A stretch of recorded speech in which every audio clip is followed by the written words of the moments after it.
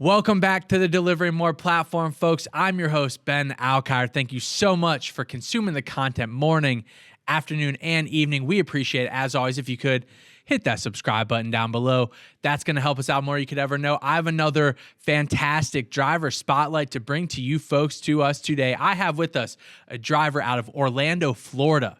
He joined the DeliverThat platform in May of 2022, celebrating his 2-year anniversary this month. He has taken 254 deliveries, delivered $78,000 worth of food, and driven over 2,200 miles on the platform. He also has experience on Instacart, DoorDash, Uber Eats, and Shipt, and most notably is the recent winner of the DeliverThat March Mania Showdown. Welcome to the spotlight, Rino.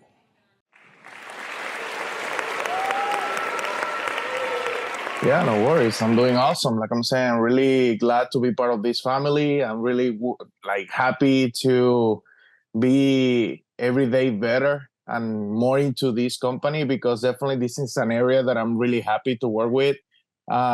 These kind of companies that try to connect like every step into something really important, like mentioning that we are the ones that we are using our cars to driving the food, to getting into the point.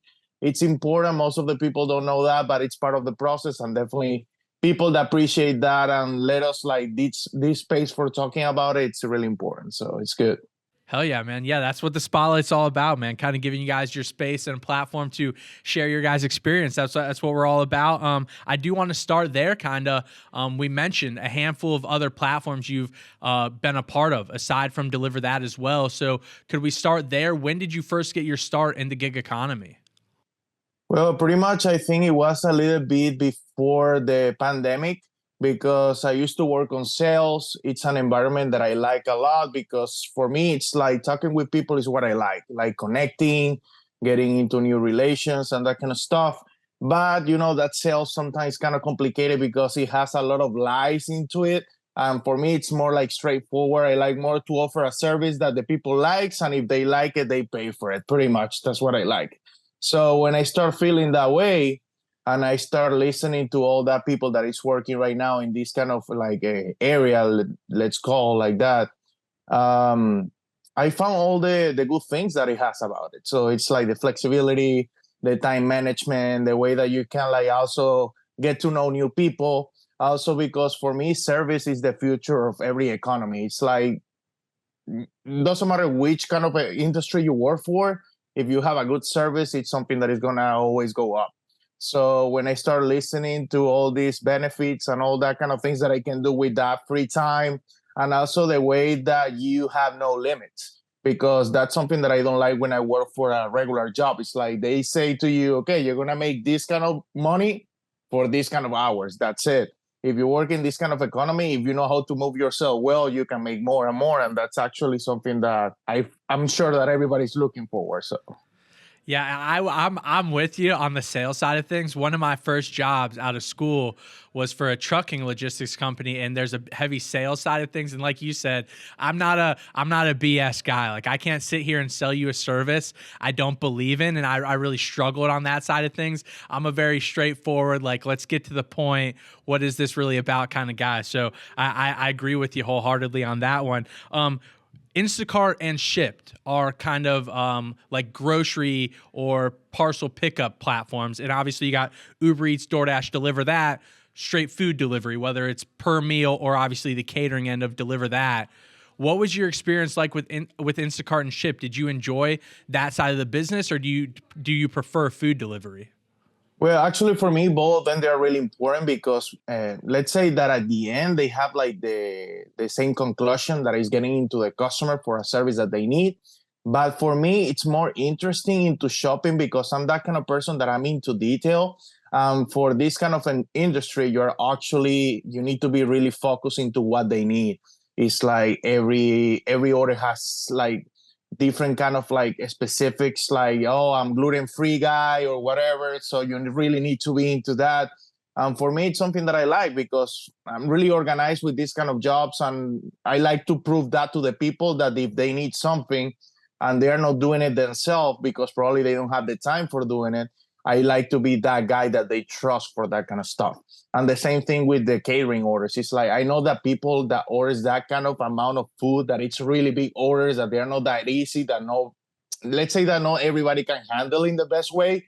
When you show them professionalism, that you have all the equipment, that you get everything in the right temperature and everything like that, the people is always happy. And when they're happy, they're open to pay you more, and that's what you're looking for.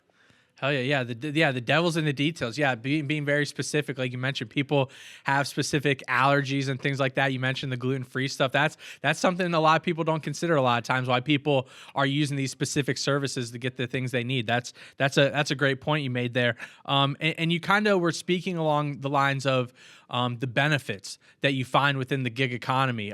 Being a communicative person, an outgoing person, like you mentioned, you are. I imagine you enjoy being meeting new people and seeing new environments and things like that. But what to you are the best benefits of being in the gig economy? Well, for me, having the flexibility to choose when to work, where to work, and how to work, it's like crucial. Because for people that it's really organized and it's into their time, likes to have control of the situation like me, it's something that it's really good, because you know how to organize all these platforms, if you know how to work them, because definitely they have different schedules, different times. For example, with the catering orders, we know that we're really busy in the mornings with the breakfast, and we're really busy in the afternoons with the with this kind of like lunch and that kind of stuff. But then you have like those empty spots that you need to fill the way to, like, let's say, put something in. So that's where I started like studying what else to do, and I started like looking into the shopping thing. I'm into details, like I say. So definitely I found it interesting, and also I don't like to be on the car all day. So definitely the fact that this one give you the chance to go to the store shopping and then go back and delivering, it's like give you like more flexibility to do more stuff, like, you know, like not to be all day in a seat and that's it. Yeah, and what you're kind of talking in my vantage point is like the multi-apping of things, right? Finding the times where platforms are busy, and then, like you mentioned, on the downtimes on our platform are kind of that dinner space and maybe in between the breakfast and lunch space where you got to supplement other platforms. What is your day-to-day schedule like right now with these platforms? Are you doing that where you're taking a breakfast delivery on DeliverThat, then taking a couple Instacart or DoorDash and getting back on DeliverThat for lunch, and then doing DoorDash afterwards? What is your schedule like right now with these gig platforms? Well, right now every day is different. So for me, I cannot even tell you, oh, I got this schedule that I try to follow. It's like it's more about the day. It's like about how it's going, because pretty much every day I turn on every app and I see how it's going, how is the movement, and I try to get into the point to feel which one is the one that is gonna give me the money that day, and that's it. But it's not an easy thing. It's not like this is the one, or somebody's gonna tell you. It's not gurus about it. It's just like about the day, about the people. And if you live in a market like Orlando, that it's more about people that it's coming for a temporary time, not like actually living here most of the time. Also, it's something that it changed from day to day. So Yeah, I like that answer. That's an interesting answer, and intriguing way to go about it too. Like you said, you don't know which platform's gonna give you the most money that day, offer the best offer, to put it bluntly, offer the best delivery or opportunity that day. And a lot of people in the gig economy, you're doing it for the money and the opportunity and the freedom and flexibility, like you mentioned. So great points to make.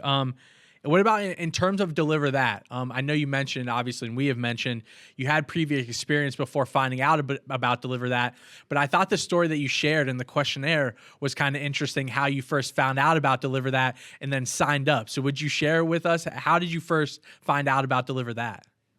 well, that's a nice question to talk about it, because definitely something that I want to say is that my whole family works with DeliverThat, because I have my younger brother, I have my mom, and I have my dad. All of them, they do DeliverThat. So that's something that is interesting, because, for example, we are getting to know these apps sometimes because we see someone that it has a new logo, a new merchandise or something like that. And we are like, I didn't know that one before. So I just Googled it or something like that, and I found out what kind of company it is.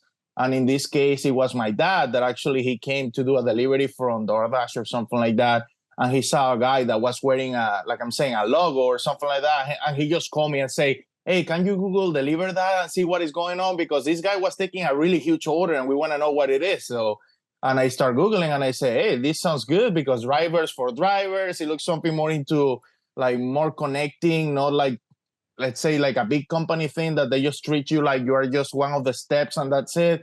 So we get into it and definitely we loved it. The fact that you were getting that kind of deliveries, that they were big and everything, because besides the money, it's something that is challenging, you know? So if you do the job in the right way, that's when the customers feels right and they start ordering more, and also the tips are better. So it's something that is just like a chain. If you do it well, everything is gonna turn well at the end. So That's amazing. I didn't you mentioned your dad was on the platform, but I didn't know the rest of your family is on the platform too. That's amazing. I love that.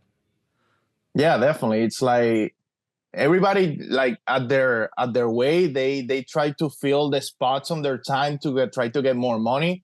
And when they see that, for example, for my dad and me, that we were like the main ones doing it, we were finding, let's say, like those spots really well covered, and sometimes you get the money that you need and all that kind of stuff. They say, you know what, I like it, so let's try. And then they are doing like as a part-time, but they are doing it sometimes too. So Awesome. That's awesome. Awesome to hear. What about like any good delivery stories? Do you have any stories where you went to somewhere specific, or actually, I know what we could talk about. Let's talk about March Mania coming off the big win. You won with a beautiful setup. We'll pull it up here so the folks at home can see what you won with. It was a great setup. I think it actually was like at a Disney location. I think it says Disney in the background of the setup. Can you tell us what that delivery experience was like? Did you know when you took that picture that it was going to be a savory picture that would be good to share and promote later on, or how did you feel in that process? yeah, definitely. Like I'm saying, living in Orlando area, you have a lot of spaces that when you are, let's say, when they show you where you want, where they want the food to be placed, you know that it's gonna be a good setup. And for me, I have those feelings, and that's when I take pictures, I take different angles and everything because I know that it could be a good one. So, um, people that is into detail like we are, it's like definitely I like to help people as much as possible. And when it's on a special occasion, it's an event or it's something like that, like you say that it's in Disney or something like that, I really want to prove that I'm not doing this just because of the money or just because it's whatever. It's because I like it. And when you show that, the people like feel that way and they feel more like into getting to know you, more into connecting, more into be more like, let's say I'm not that kind of person that likes to have that relationship that is just like customer to vendor or something like that. I'm more like into getting to friendship and to get the trust of the people in a way that they want to work with you in the future. So that's why I get those setups. And like you say, in the March Mania, I used this one that it was in a Disney resort that is called the Contemporary. That is one of the most exclusive ones here in Orlando, and it was for the actually it was like I think it was for Thanksgiving event for the employees or something like that. And it was a really big crowd of people waiting for the food. And they were like, oh, what it's going to be or whatever. And it was coming from 2J's, I guess, that it was the restaurant that day, if I remember. The manager was really nice with me. And she said, like, she was expecting me just to drop off the food and that's it. But when she starts seeing me like organizing and everything, she say, oh, you're doing that too? And I said, yeah, definitely. If you want me to, I can help. Sometimes it's just about the time that you take with the people. Because I remember other story that I worked for Cirque du Soleil in Disney too. And it was amazing too because it was like they were celebrating an anniversary or something like that. And it was a lot of food. That was actually my second picture for the contest that it didn't win and I didn't went to the final. But like I'm saying, it was a really nice story too because I get to know the artists and they were like really thankful with my help because it took me like 2 hours after delivering just to set it up everything with them and whatever. So they were like really thankful with the time that I took for helping them because like I'm saying, most of them, they were practicing for the show and all that kind of stuff. So definitely they won't be making it on time for the party that they were doing. And when they got my help and all the people seeing how I do it, that it looks like really like you get time to it, it's like that's the kind of feels that you want to get in this job. It's like it's not only about money, it's more about people being happy for what you did for them too. That's crazy. Cirque du Soleil and then Disney, like you mentioned. I think Orlando probably has so many crazy events. And we talked previously yesterday, I know, about dance competitions and cheerleading and people obviously flooding to that city from out of town for weeks or weekends or whatever it may be. There's always so many events in Orlando. So I feel like the opportunities to see new places and new experiences are always abundant and amazing. Something you said in regard to that Disney delivery and the March Mania delivery was your experience with the restaurant. And you mentioned 2J's and how great your experience with that pickup and that delivery was. In regard to restaurants, I mean, like, how important is it for you to feel appreciated by those restaurants when you go to take those deliveries? Does that make or break your experience with that delivery, or does it influence how you interact with the customer? Does the way the restaurant treats you influence how that delivery goes? No, that's crucial for me because that's part of the process too. It's like if you want to complete a delivery, you need to also do a pickup, and the pickup experience is something that is part of it. Definitely have my favorite restaurants, and it's not because of the food or something like that. It's more about the treatment, about how well organized they are, about these deliveries. Because definitely there is stories that it's like it can make you change your mind about different stuff. Because there is restaurants that they really treat you like you are just like stealing jobs from them or something like that. And I don't understand because it's more like a help than other things. But there is others that they're really they treat you well. It's like they know that you are there for helping them, that you are helping them to get their business like increasing and that kind of stuff, and they offer you help. They are really into, hey, we have this delay or something like that because this happens that we were waiting for this truck or whatever, and they offer you even like coffee or something like that, and they make you feel like, you know what, this is a mistake, it shouldn't be happening, and I know that you are here waiting for us, so we're going to make it as quick as possible. But there is others that they don't care. It's like they start making the food when you get there. And it's something that is affecting the whole chain, because you're going to get late for the customer. The customer is going to feel that it's you, the one that is late, and not the restaurant. And definitely you don't want that kind of experience because that's what is affecting the money as well. So. Yeah, I do agree. I think it's very unfortunate when the restaurants kind of perceive it that way and have like a negative connotation with this experience that they have with delivery and driver sometimes. I think it's kind of gotten better over the years since COVID, and delivery kind of became this necessity of things for restaurants. But I do agree there are still some restaurants out there that maybe have some negative experiences. But also, like you mentioned on the flip side of that, the great experiences are great when they do happen. Like you said, when a restaurant's delayed and they give you just a water or a soft drink or a coffee or give you a snack or something to let you, kind of sit down and wait for them while they get everything prepared. I think that can really set the precedent and make you feel like you are appreciated for that restaurant, like you kind of mentioned. So I think that's super important. But you know what? I think that also is because the way that you see the job. Because let's be clear, there is people out there that they are doing this just because of the money, and they are just doing it in a way that you can do it basically. It's like they're not putting the heart into it. And when the restaurant manager or the owner or whoever is like taking care of you feels that way, let's say that the treatment change. And I think that that's what's happening too. It's like there are not many of us doing their job in the way that they love what they're doing. And that's something that is really crucial in this too, because I have really good connections with managers in different restaurants that when they see me, they celebrate. Like, oh, it's you, thanks God, because it looks like they have so many bad experiences with other drivers that when they see a specific one, they feel like, okay, this guy is going to do it in the right way. So I think that's important too. It's like if it's so many bad people doing bad stuff out there, they're going to feel like everybody's going to mess it up. But if you show the opposite, it's going to be like the opposite result too. So. Yeah, no, you're not wrong. I agree. There definitely are some bad drivers out there, like you said, who are out here just to do the bare minimum, and that does set a negative connotation and bad precedent for individuals like you who are willing to go the extra mile and are out here to make connections and form relationships like you are doing. So that's why you're on the spotlight and not those guys. But I do want to ask one more question in regard to the restaurants and how that process goes at the pickup. Are there things specifically that you could notate that make sure those deliveries go off better than others, whether specifically, like you mentioned, kind of the timeliness and the delays being big to you, but what about packaging or running doubles and making sure things like that are done in a specific manner, or you're taking large orders and Maybe they just help you like bring things out to your car and stuff like that. Are there things restaurants do that make deliveries easier to pick up than others? Well, it changes from restaurant to restaurant. Sometimes it's not because they don't want to offer more help or they want to change stuff into a better shape stuff or something like that, but it's more because of they don't know how to do it or they're just starting to work with this kind of big orders or something like that. Because I noticed in something that I don't like that some restaurants try to organize everything in boxes, but the boxes are so huge that we cannot use the isolated bags. And if you don't use the isolated bags, you cannot like keep the food in the right temperature. Or maybe they mix like cold and hot stuff. That's something that is a mistake too. And I'm really into those kind of details that I really like to take care before I get into the customer, because if the customer sees in the same way that I'm doing it, definitely they're gonna be happy about it, because sometimes this food is for a specific time.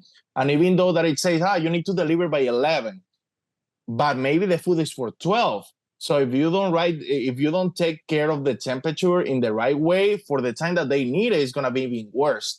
So some restaurants, I feel like they are doing it their way and they are trying to concern or have the focus into the things that they are not actually the right ones.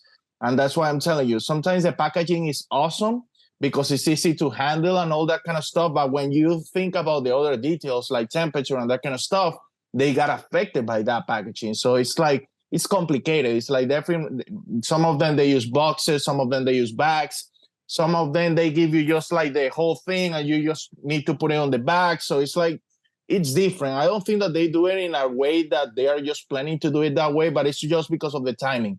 If they are rushing and they just want to take care of it in the best way possible, they just do it in the way that it turns that day, pretty much. So Right. That, like you're saying, I think in my vantage point, just like further education for how this catering process should be going. Kind of like what you're saying, when they are brand new to this realm of delivery and they're used to per meals going to a couple apartments or a house or something. Now you're making $400, $500, $600,000 worth of food. The experience is a little different for that driver, for that restaurant, for that customer. Just like a further education piece for all parties involved. yeah, exactly. Because like I'm saying, for example, if you work with Uber Eats or with DoorDash or that kind of stuff, we're talking about a food that you can fit in a bag, only one bag. And sometimes you feel like, okay, it's a whole hot plate and they put like a soda that is really cold next to it. But because you know that you're going to be just like 9 minutes away or 5 minutes away, and it's not going to be that bad when it gets there. But when we're talking about like $400 worth food, or something like that, and those big plates that they're really hot, and then you put a salad on top of it, it's gonna be affected, But they're just trying to follow the processes, like everything is the same, but it's not. It's like definitely in this kind of jobs, you need to be into the details, because that's when I'm gonna be making the customers coming back to you. So Yeah, you got to segment out the operations of things at some point in time. I agree with that. Last question I have in terms of kind of the gig economy and DeliverThat sort of things. You mentioned you joined the platform. Sorry, you mentioned to me off camera, I should say, to preface it. You joined the platform in 2022. We're celebrating your 2-year anniversary in May. Congratulations. Thank you for your time with us. But you had told me you came on the platform and actually left for a period of time because of the opportunity had kind of been mitigated or just slowed down a little bit. And then you came back recently. So I just wanted to ask about that in general. And then did you just have like a tip for like a new driver in regard to that? Because I know a lot of the feedback for our platform sometimes can be, hey, the opportunities are slow to start, the deliveries are kind of hard to come by and things like that. So in terms of how it felt for you in that moment of time, when you felt like the deliveries maybe dissipated for a moment, do you have a good tip for new drivers out there on the platform? well, I think in these kind of jobs, one thing that is really crucial is the patience. It's like you really need to be patient to wait for the orders that it work out for you, because sometimes you feel like the pressure that if you don't get that order or that offer that you're getting right now, you won't see any in the whole day or something like that. But it's more about, let's say, a little bit of luck, a little bit of patience, and at the same time, just trying to figure the best way that you can like offer the best service possible, because that's crucial. Sometimes if you think about how much money you're going to make just doing it, it's not gonna work out because at the end something can happen. You can just throw away the food or something like that. You can fail, you can sleep out, something like that, and definitely that's gonna affect the amount of money that you're gonna make too. So for me, that's something that I really think that it's important because there is gonna be slow times and there is nothing that we can do about it because it depends of where you're working, the area that you are in, but there is a lot of people doing the same thing that you're doing. So sometimes they're going to be the ones that they're going to be chosen to do the orders, and sometimes it's going to be you. And that's why it's important for me to have the chance to try to do the crossing between different platforms so I got the time covered. But it's like it depends on the area. Definitely, I feel like here in Florida, it's really crowded. And with the situation getting harder and harder, there is people that is quitting their jobs and they're trying to get into gig economy because even they want it or not, it's something that it will cover the bills at least until they get back to their track or that they say. But it's more about patience, like I'm saying. It's just like sometimes it's gonna be like that. You're gonna try to get the orders and you're gonna see them, but when you try to get them, somebody else was quicker than you, or somebody else was like on the phone before you, or something like that. But it's about days of days. It's like it changed. Sometimes it's gonna be like that, and you just need to find a way to just cover that spot. It could be with another order that is coming in the future, or just another app or another job.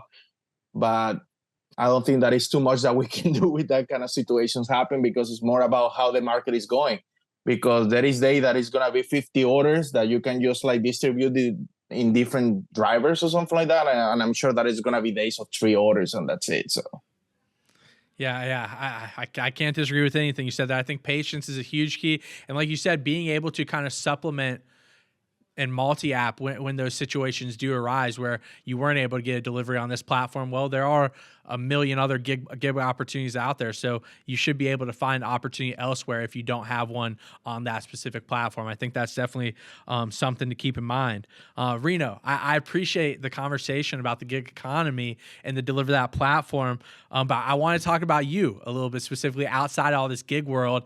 You had a few interesting answers on the questionnaire that I wanted to bring up and maybe let the people get to know you out there a little bit more. Starting with previous work history, I guess you would call it, or maybe interesting jobs you had. And one was a sports journalist.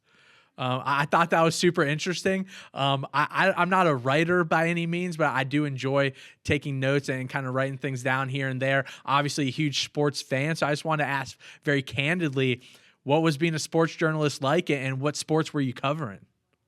Well, I had a bachelor in communications. Actually, my career was more focused into that, into broadcasting and that kind of stuff. And definitely sports has been part of my life since I have memory. So definitely for me, it's something that it was crucial in my life and I was trying to get into it. Definitely different changes in my life just make me take different paths, but it's something that is still with me. I'm really a huge soccer fan. I like baseball too. I like tennis. I really like every sport pretty much. It's like I'm more fan of some of them than others, but it's something that I really follow every day. And definitely I'm more into doing that like a hobby right now for sure, but definitely it's something that makes me happy and it's part of my hobbies as well. So Awesome, awesome. What about, so in terms of tennis, I'm not a huge tennis guy, so this might seem like a very basic question, but I want you, if you don't mind, rank them 1, 2, 3, Djokovic, Federer, Nadal. it's really hard. I really love all of them. It's like they are so different. For me, I was a really huge Roger Federer fan since I was a kid.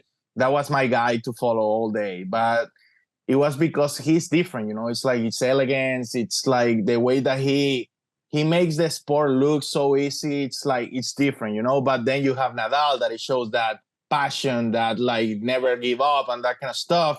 And then you have Djokovic that is more like also more mind games and that kind of stuff. So they are so different, but they are so great at the same time that it's like choosing one. It's really hard for me. Federer because it's more like something that it goes with. It's an answer that it goes more from my heart than something else. But definitely, if you go by numbers, it has to be Djokovic. But let's say that if you talk about Nadal, it's something that you cannot just say something like, no, he's the worst or something like that. It's because he has so many injuries on his career that definitely maybe without that he could be the greatest. So it's like it's so many factors. Definitely, it's really hard to choose one. So Yeah, and I think it's interesting too when you talk about Nadal too, because I might be wrong here, but I think it's on clay where he's like super dominant, where he's like hundreds of wins and like 3 losses in that one specific tournament. So depending on like what kind of court you're playing on, it could be a different outcome. yeah, definitely Clay was like his favorite. The kind of tournaments that he was making in that surface was incredible, and definitely he has records that they're like, I think nobody's gonna break that kind of records, never. So it's something that definitely is gonna be in history of the sport, and he's still trying to get so many more records because he's out there trying to not give up. Because for him, like seeing Federer leaving, it was like part of his career, just like parting out, like getting parts away. So he's just trying to use his last charge pretty much. So let's see how it goes. But tennis right now, changing from those 3 to the new people, it's getting like a different kind of feeling right now. So Who are the next big 3? Do you think? well, right now they have Sinner that is from Italy, that is really nice. Then you have Alcaraz that is like the new Nadal because he's from Spain too. And then you have a whole bunch of people that they're like going up and down because definitely I feel like tennis is one of the most hardest sports, and it's more about mental, it's more about health, it's more about not getting so many injuries, it's more about intelligence. So definitely it's a really complicated sport, and seeing people like keeping the way like Federer, Nadal, and Djokovic did, I think it's something that we're not gonna see anymore. So it's complicated. Yeah, I agree. Yeah. I don't know a whole lot about tennis, but those are the names I do know. So I figured I'd bring up what I do know and see where you could take it from there. I appreciate that. What about in terms of soccer? You mentioned you're a football guy. Are you're a European League fan, Champions League, Europa, like Spanish League? What's your favorite club? Well, my dad's family is from Italy, so definitely European football is the one that I follow the most. I'm a huge fan of Juventus, that is from Turin, Italy. Um, and yeah, that's pretty much what I follow the most. It's like it's really entertaining. I'm more into tournaments and into players. That's what I'm more focused into it. Like if you talk about sports, it's like tennis, I like it, baseball, I like it, but soccer is the one that I feel more passionate about. And it's something that it's like just part of my life. It's definitely something that it was there since I have memory. Where the seasons of soccer, where are we right now in the season? Did it like just start? Are we in mid-season? Where are we right now? No, right now we're ending. It's like most of the tournaments right now they're like in the break point where we're gonna know who is gonna be the champion of each league, and the tournaments are about to just take to an end. But this year is different because we have different international tournaments coming. Because, for example, here in the US, we have the Copa America, that is the one that is going to be playing all the South American teams. And also, I think US and some teams from Central America is going to play too. Also, we have the European Cup that it has all the best like international teams of Europe right now, Italy, France, England. So besides the club season, and at the end it's gonna be all those tournaments, and it's gonna be really exciting too. Hell yeah, hell yeah. I think the US team, I know they get built up every year. It's like this is the year they're going to break through, and I've been seeing a lot. I think what coming this Olympics, I think they're supposed to have a pretty good squad, and then the World Cup coming up next. I think the outcome is supposed to be favorable, and people are pretty excited for the young group that's kind of now matured and getting a little bit better. How do you think we're going to perform at the next World Cup? Well, I think US is doing really good because if you go by the area where they are like competing with Mexico and those teams, they are having right now like no problem to just beat them. So now they need to prove it with different selections from different regions. So I think in the Copa America they have a really good chance because we're talking about some players that most of them they are playing right now in Europe. That is the biggest thing in football. So pretty much right now with that kind of experience, if they bring it to the team and they try to put it together, definitely they're gonna performing well, I think. I find that super interesting. I obviously know it's because the best leagues and best teams are over in Europe, but like as of late, like Messi came to America at the end of his career. What's the Oh man, he's got Ibrahimovic. I think came to America towards the end of his career, things like that. Do you think there will be a point in time where the American teams, the U.S. leagues, get built up to where they are seen as like competitive to those European leagues, or do you think it's always going to be Europe, basically like versus the world, and it's always going to be Spain, Italy, Germany, and then kind of like France, and then like a fall off from there? Well, it's complicated to know because right now they are more into the marketing of the situation, like trying to get the people into seeing the league and getting to see that, like, oh, we have good soccer too, good football, whatever. So I think it's a process that takes time. They are doing it right because, like I'm saying, if you bring to the league that kind of ambassadors like Messi, Ibrahimovic, Wayne Rooney, Steven Gerrard, David Beckham in their time, it's like there are people that they really attract, like the soccer fans to watch the league.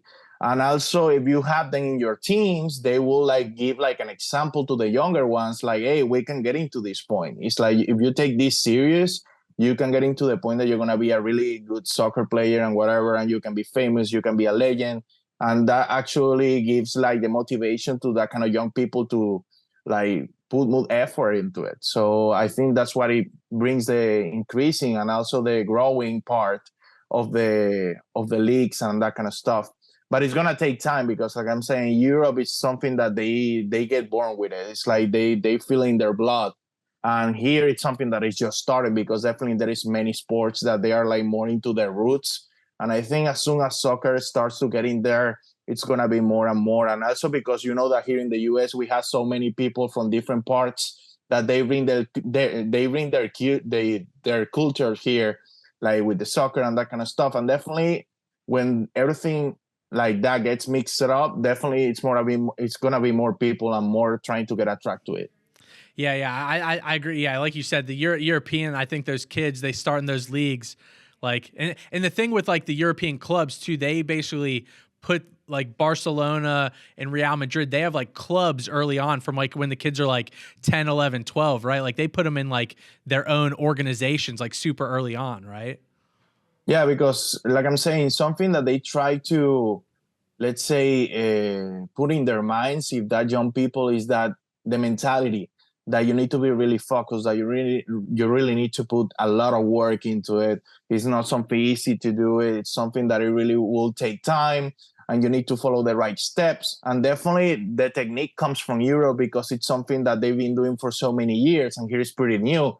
So what happened with the US, I feel, is like they have a lot of like those spaces, that technology, that the people is getting prepared physically better than in every other place, because actually there is so many players that they are coming here to train during off season. And that's why you can feel like the US, if they really get into it, they can, because I think one of the biggest things is the physical preparation, and they're doing really good on that part. So Hell yeah, hell yeah. All right, all right. Let's see. I'm excited. I'm excited for the U.S. team. I know everyone usually gets up for it around the World Cup, but yeah, I think momentum is kind of moving our way as things move forward. Last soccer question, and then I'll get you out of here. I'm gonna put you on the spot with this one. Who's your favorite player of all time? well, if I talk about my favorite player from my team, that is Juventus, it has to be Alessandro Del Piero. That is an Italian legend. It's someone that he was like during his career, he was like a gentleman. Let's say somebody was showing that he really loves his team, that he was improving all the time, and also he has so many injuries. And after those injuries, he came back and he showed that he still has the talent. He showed that he has the chance to evolve into a new player and keep doing what he was doing best. So for me, was my favorite. But then it's like other players like Cristiano Ronaldo, for example, that is a really big example of somebody that it start from the really bottom and now gets into the point that he says, you know what, maybe I'm not the most talented one, but I'm gonna work so hard that I'm gonna get in that point anyways. And for me, that's why he's a really huge example to everyone. So Oh yeah, yeah. I think a lot of people love Ronaldo. What about if that's your favorite player? Do you have an opinion on who you think the best football player of all time is? it's difficult because let's say every era has different situations, different scenarios, and the soccer and the football used to be a different sport. it used to be not that physical. It used to be more into, okay, whoever was more creative was like highlighting more and was like showing off. But now it's like it's so physical, it's so demanding, it's so like they play so many games a year that it's really hard not to get injured. That definitely that kind of factors like change the way that you can see it. And there is so many also like rewards and prizes and that kind of stuff that some people just focus into the money that they're making, and that's why we don't see the same charisma that we used to see in players before, like Pele or Maradona or something like that. Because I feel like players right now, they're focusing more into money. And that's why right now it's not so great like before. It's more about numbers. It's like who has more goals or whatever. But we know that when we talk about these people that used to play before, they have something else. It's not what the goals they did or how many they did. It was more about what they cost to the people when they see him playing. That's it. Okay. Okay. You mentioned them though, Pele, Maradona. You mentioned two. Yeah, like I'm saying, because I don't like to choose one because it's different. It's like if you go by statistics, one is better than other, but definitely it's more about what they cost in their era. For me, those two, they were something huge because if you go to Argentina, Maradona is like a god pretty much. That's what they say literally. It's like the god of football or soccer. Pele was more like the player of the people. It's like everybody was feeling when they see Pele, okay, if he made it, we can make it. And that's why Brazil is like that country that every year is getting so many players to play in the highest level, because since they get burned, they know that they have so many legends that they start from the bottom and they can do it and get into the place that they are so famous and they are the best players and all that. So definitely they have that motivation that they can do it.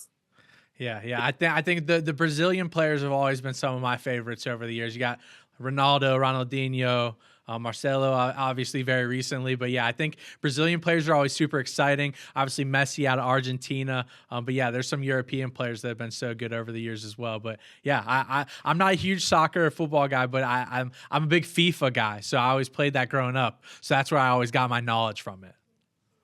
Yeah, FIFA, it's something really nice. I used to play a lot too, and definitely it's something that even for people that don't like the game, they just like play because it's fun. So I know what you mean.